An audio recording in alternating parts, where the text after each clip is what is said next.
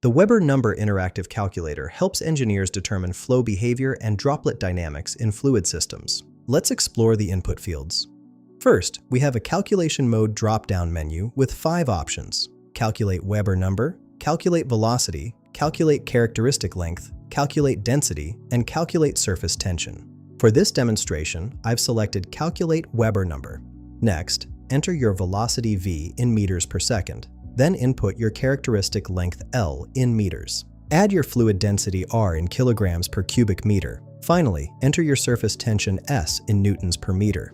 Let me show you a worked example. I'll enter 10 for velocity, 10 for characteristic length, 10 for fluid density, and 10 for surface tension. After clicking calculate, the Weber number V equals 1000 cows. The flow regime indicates inertia-dominated droplet breakup, which tells us inertial forces significantly exceed surface tension forces, leading to droplet breakup.